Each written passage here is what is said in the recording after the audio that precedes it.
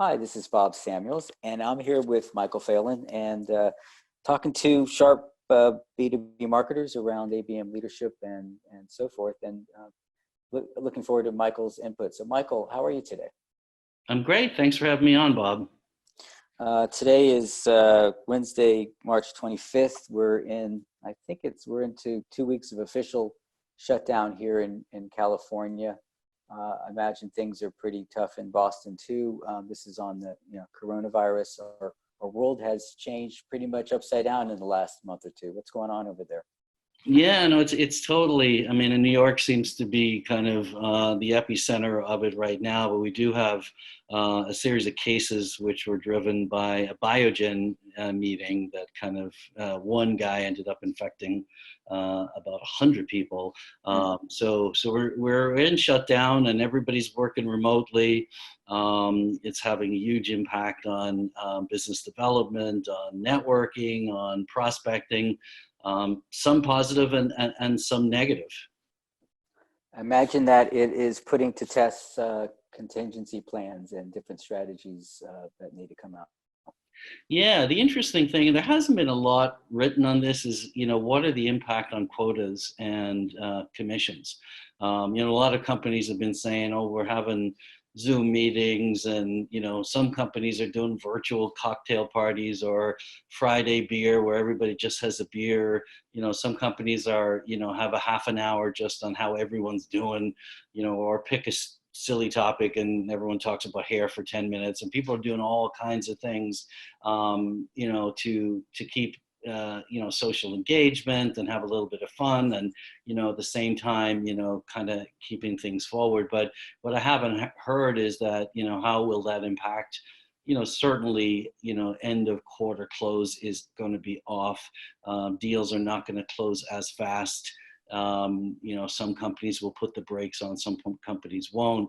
But I haven't heard companies talk about, well, what happens, to quota. Is everybody going to miss quota, this quarter, and what are the impact on, on people's income? I haven't really heard that addressed. Right, and a lot of that's going to depend on how long this lasts. I mean, if it's just another couple of weeks more, then people can suck it up and they'll figure it out. But if it's months or quarters or, God forbid, years or whatever, it's certainly definitely a huge change in the way we work. Yeah, one thing I have seen, and it's interesting, is, there's a certain type of reach out that's working, and a certain type of approach that's working well with prospects. And ironically, prospects have more time to meet than ever, and people are filling their days with less meetings, or, so it's a great opportunity if you have the right approach. But I am seeing some both marketing and sales folks that have not really adjusted. They're still doing email blasts. The president of Hannah Anderson, who I know from my Reebok days. His name is Mike Edwards, and he wrote a blog that basically said, hey, salespeople, stop reaching out to me right now trying to sell me, SaaS-based software. I've had to shut down my retail operation. I've had to, deal with layoffs. We're managing cash flow. We're dealing with vendors. We're in full-scale crisis survival mode. Respect that. If you have something that can help me, great. But don't really try and close your deal this quarter. You're antagonizing me, and they're getting email blasts from marketing, and it's antagonizing. We had a discussion with him and a lot of retailers this morning, and I think what retailers kind of want now is a company that says, how can we help you in this difficult time? What are some of the strategies that retailers have adopted to move from brick and mortar to e-commerce, or to buy online, pick up in store? How is curbside working? Can they drive, some retailers like Walmart and Target and Best Buy and Costco's are doing incredibly well, and they're surging. So there are bright spots, but kind of what if a company did a study on the most successful ways retailers are managing through coronavirus, and they started to share some of that to someone like Mike, who's, president of Hannah Anderson. You were like, wow, that's a company that gets me. I had an interesting call earlier on today where this is a large consulting company, and they said, wow, we work with some very small vendors, and we are a big percentage of their business. And we're gonna pay them ahead of time, or we're gonna pay some of our outstanding bills because we need them. We can't afford them to go under. This is a strategic relationship. We've got some cash in the bank. $10,000 or $15,000 won't make much difference to us, but it makes a huge difference to some of the people we work with. So I love the partnering piece of it. I love the helping companies survive. I love the understanding of cash flow. I love the sharing of the best practices. If a company really needs your product, they'll still buy it, but you have to just be careful not to push too hard or be too insensitive, or tone deaf right now. That's a great example of their thinking long-term relationship with, yes, with their vendors, suppliers, customers, all of the above. Because this too shall pass. And yes, how we treat each other during this time will be remembered. absolutely. Absolutely. And the irony is some of the terrible practices that happened last year are still terrible practices that, the only difference is you kind of got away with them, but now you're getting kind of marked, and your company's getting marked. So the, hey man, can I get a demo? Can I have 2 minutes of your time? Was just as bad last year as it is now. So I think what companies want is they want, I do a program that's called Magnet Marketing, and I do a program on helping companies understand what their best in class peers are doing. So whether it's in advanced marketing personalization, or whether it's in customer centricity, or whether it's in surviving the coronavirus, whatever it is, I do the studies and I bring them into the studies, and I bring my partner or my client into the study with me. We have a discussion around that, and then we publish the best practices. So they're actually very interested in, how I come out of this and how I survive it. And they have to keep some elements of their company going. They have to keep, marketing. They have to keep doing personalization. They have to keep communicating with their customers. So it's a good opportunity for them to learn, and to engage. It's a good opportunity for companies to share insights. You just want to make sure that the insights you're sharing are really helping your customer. So I always say, if you help your buyer be a better buyer, or if you help your buyer survive in a time when buying is difficult and selling is difficult, but if you're very focused on that and you're bringing best practices, they'll engage with you. So the bar is raised, which both gives company an opportunity, but those under the bar, may do some long-term damage at this point. Yeah, I think you pointed out some great things. So you talked about learning, sharing, helping. You didn't talk about selling right now. Right. You want to be nearly asked, it's kind of, you share a lot of insights, best practices, ideas, and then you kind of want the buyer to say, well, how can you help me? I get it. So if you say to a buyer, a lot of companies are struggling with how to do advanced marketing personalization. Here's where you're at. Here's where, the best in class is at, in this world of coronavirus. Let's take a few small steps. Let's take one small step to move down that path. Low risk, something we can manage, something will improve your customer relations, something we can get done with what we have right now. That type of, approach. On the other hand, companies who have base of customers, how can they help them? I mean, those customers are struggling with remote technology. They're struggling with, teams feeling distant.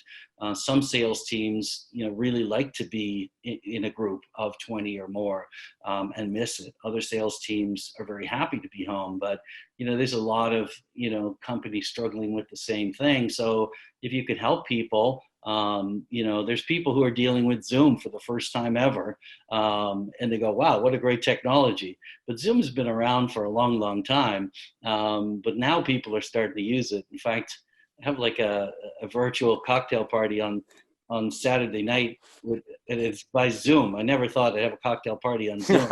but it's Yeah. pretty cool that people are, discovering these technologies, discovering new ways of working together. And so how do you help people with what Yeah. they're going through?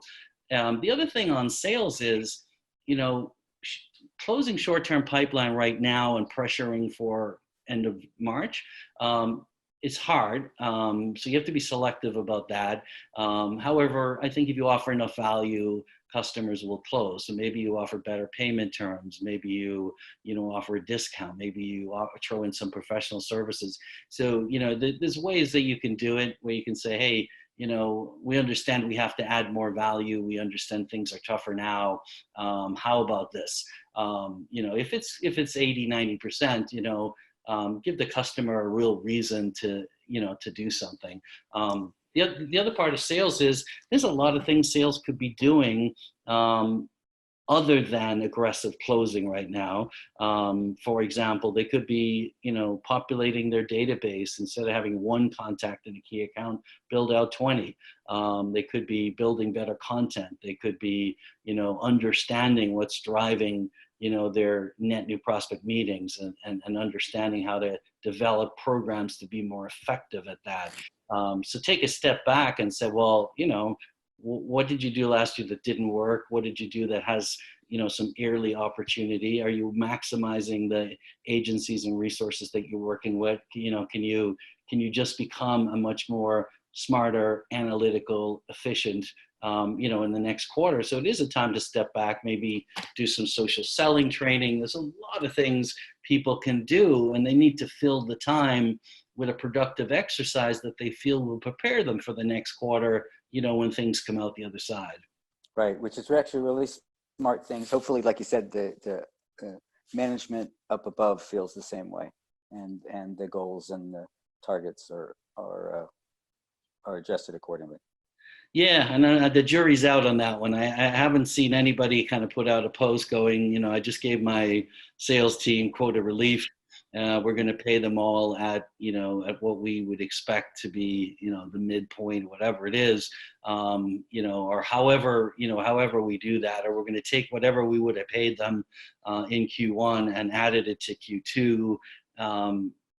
The problem with sales commission and all that stuff is it's complex and finance is involved and it ties into the company's, whole financial picture. So it's really not something that can be changed rapidly. However, I do think companies should be at least communicating that we're at a very minimum, we understand, we're looking at it, we want to see if we can make you guys whole, but at the same time, we have to deliver to our stockholders and our investors. So we are looking at least if the sales thought there was some diligence focused on it, I think that would be a good thing. I meant to ask you in the beginning, but we might as well now. Tell us a little bit about your background, sales, marketing, big companies, small companies, social, services, touching customers directly, indirectly, virtual. What's your background? What are you Yeah, I started in pure sales, managing kind of, sales territories. And then I went into kind of business unit management. Then I went into marketing. Then I went back to sales. Now I'm in a role that covers both sales and marketing. I have an interesting background. It's both, large enterprise. I've worked for large enterprises, but I've also worked with some very small emerging growth companies. A lot of the companies I work with from Europe, they might be 5 or 10 or $15 million, and in a small country, and they're looking to, maybe grow to 50 or $100 million. So I've worked really with quite a range of different size companies. If I look at current, clients that I work with Condé Nast. That's a massive, massive client. But I have clients that are, that are quite small, that are, 20, $30 million. There is some advantage to working with smaller clients in terms of decision making, and it's easier to integrate sales and marketing together. It's easier to get more nimble page, right? Yeah, a little more nimble, less kingdoms. Yes, exactly. A lot of companies want to go after the enterprise market, and I get why, but they also have to be prepared for slower close on pipeline, more complexity, more politics, you know, a lot of people moving around. So you know, a lot of people want to sell to Walmart, and you know, when I do a lot of work with Walmart, they say to me, you know, they don't really know what they're getting into. We'd chew them up and spit them out in a second. So sometimes Walmart will reject companies not because their product is not good, but they just cannot handle an account of that size. You know, if you show up in the wrong bay delivering your product, you get a $37,000 fee every time.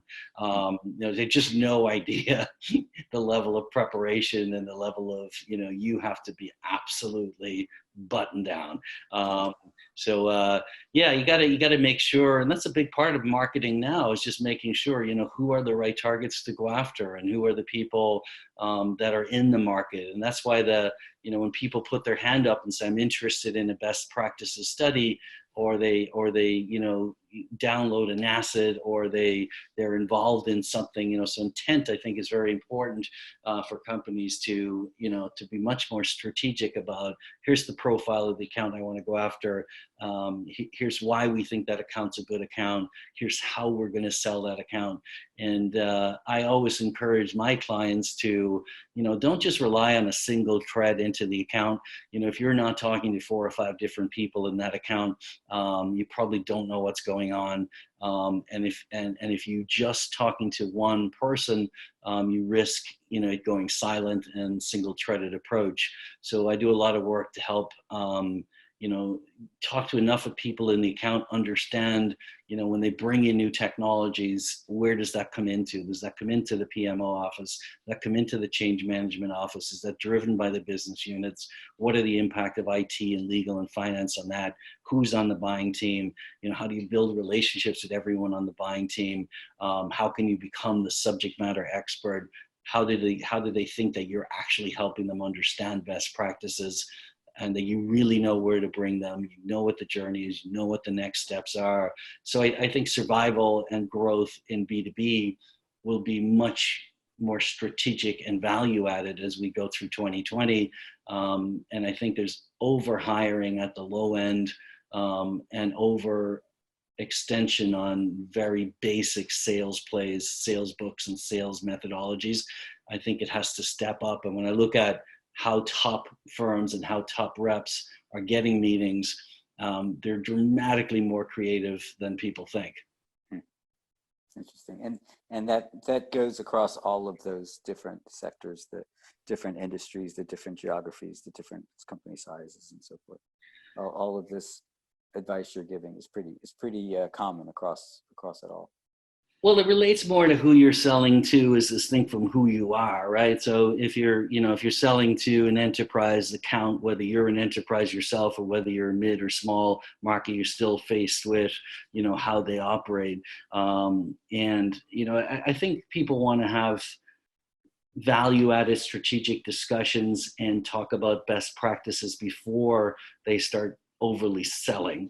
You got to express an interest in the customer. You've got to understand not just their pains. And I think a lot of B2B marketers, they get stuck on, you know, what are the pains we're solving? But companies don't buy to solve pain. Companies buy for one of two reasons. They buy because there's a job that needs to be done, or they buy because there's a business outcome they desire. So if you step it up a little bit, you say, you know, what are you trying to achieve? And what outcome are you looking for? What's the context of where you are now and where your best in class peers are now?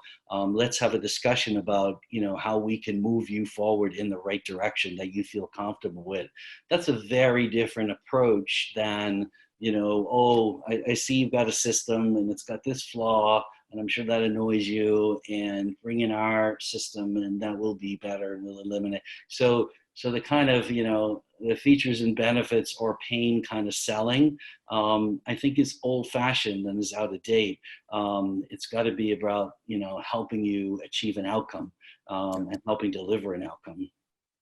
And you don't know that outcome until you ask, until you find out. You really don't know that outcome. I mean, if you look at annual reports and you look at some of the data, what are company executives speaking on, you get a sense. So, for example, you might get a sense that they have a big customer centricity initiative. You may be able to determine that. You may be able to determine that personalization is important to them.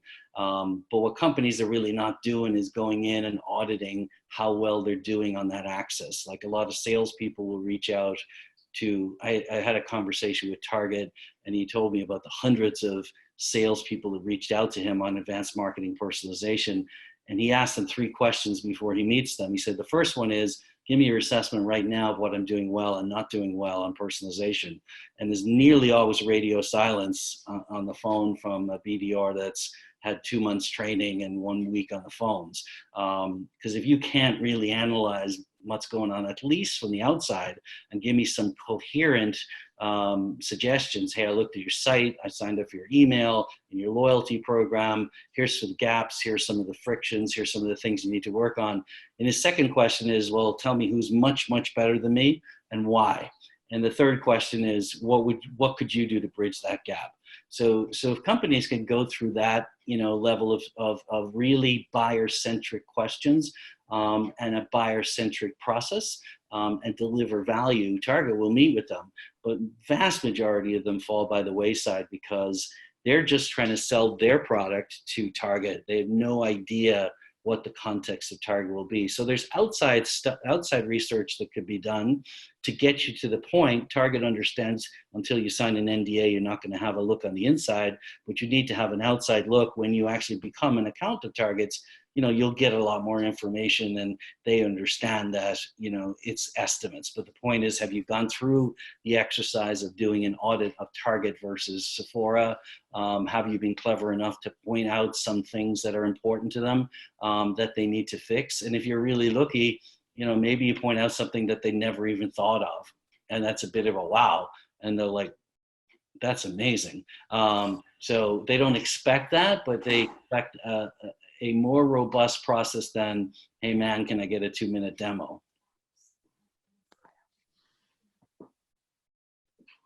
Does that make sense? It does make sense. And it seems like to get in there, especially some of the larger, like I said, enterprise companies, it's tougher, but you need to have credibility for them to even talk to you, to tell you their innermost secrets or innermost desires, or what's important to them. Totally, and that's a huge challenge for however many 150,000 BDRs in the United States. That they're trying to make a connection to the customer. I get that. They do a lot of things to try and make a personal connection, make the customer laugh, or think about something that in college or whatever it is, sports.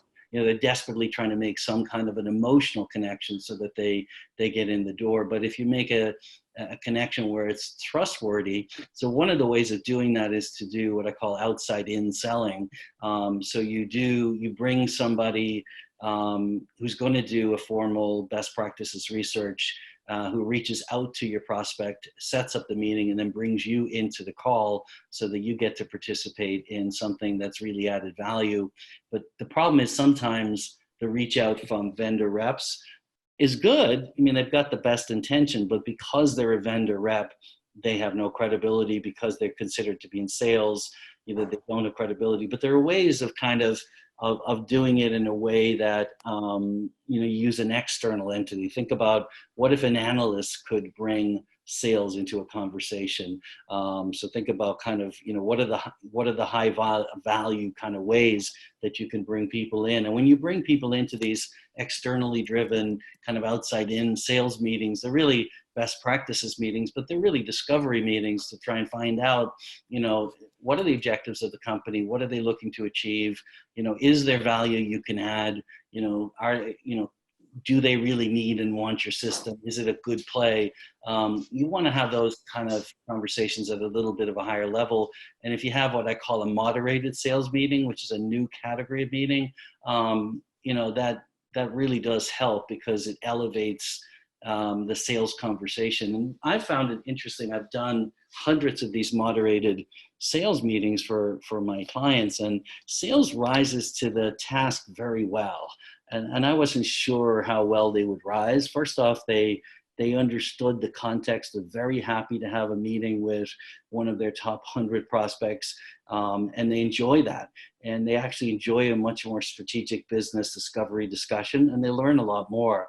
And they really rise to the challenge. So it's interesting, you can see someone who's making very lowbrow approaches, and prospects are not interested, and all of a sudden you put them in a more structured form of moderated meeting on best practices, and they rise right to it. I mean, every now and then I have to tell them, like, don't try and close by the end of the call. It's your first exposure to this customer. First, add value, add insights, build credibility, and nearly have them ask you, can I get a demo? And they do actually. Sometimes they'll get right into the product on these calls, and some of them will ask for a demo, but let them do it on the first call. You gotta kind of be in it for the, as you said, the long game. Yeah, and I think you pointed out that if you can get an introduction from a trusted source, that's a nice way to get past that first hurdle, to be able to get in the room to hear what's important from that prospect. Totally. Trusted source is a great, and that can be, one of their peers. It could be, a board member. It could be an investor. It could be, someone in your network.